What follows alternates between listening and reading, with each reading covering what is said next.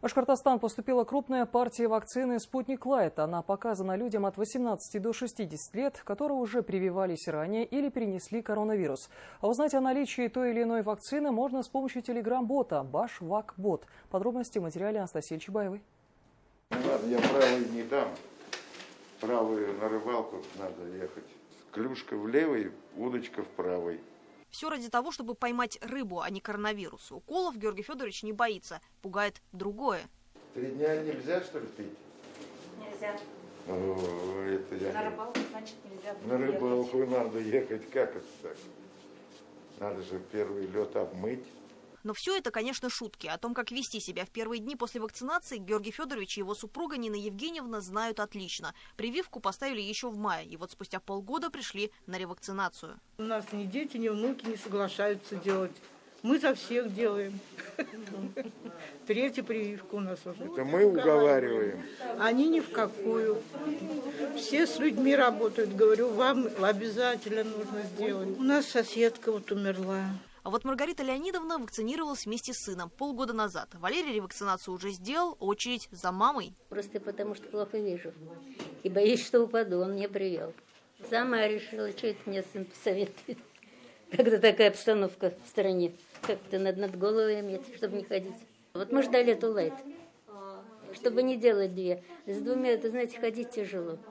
Тем более сейчас уже снег, скользко. Ревакцинацию проводят и спутником ВИ, и спутником Лайт. А вот для первичной вакцинации последняя подходит только тем, кто уже перенес коронавирус. Узнать о наличии той или иной вакцины сейчас можно с помощью специального телеграм-бота. Называется он Баш-Вак-Бот. Вначале нам выдают перечень вакцин: спутник ВИ, спутник Лайт, Эпивак Корона, Ковивак. Ну, выберем, к примеру, Эпивак Корона. Далее нужно определиться с районом. Пусть будет Октябрьский. И телеграм-бот тут же выдает перечень поликлиник с указанием количества нужной нам вакцины. Очень удобно. Спутник Лайт. Вот эта ампула на 2 человека, 2 дозы. Сейчас вот к нам зайдут, и я им одну ампулу сделаю пополам. Наверное, одинаковое количество. Пенсионеры работающие ходят. И студенты ходят тоже, приходят, вернее. Мы же общаемся. Дети со школы приходят. Вот. Для себя, для сохранения, что хоть и в возрасте, но все равно надо привиться. Я так перенесла нормально. Я из-за детей боюсь. Муж у меня дома, диабетик лежит непривитый, так что надо привиться. Прививочный кабинет работает без выходных, так что попасть можно в любой день. А вот к тем, кто не может выйти из дома, медики приходят сами. Это делается только тем, кто у нас не ходит. Это инвалиды 1-2 группы, лежачие пациенты, которые хотят привиться. Их осматривает терапевт. Медсестра делает прививку на дому.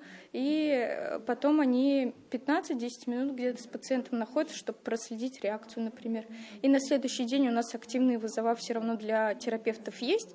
Они либо заглянут, посмотрят, узнают, как дела, либо же позвонят, узнают, как дела. Очень часто люди отвечают, что идут на вакцинацию даже не ради себя, а ради близких, например, пожилых родителей. Ведь им, как сказал Георгий Федорович, Жить-то хочется. Анастасия Чебаева, Азат Ишбулатов, Новости, Уфа.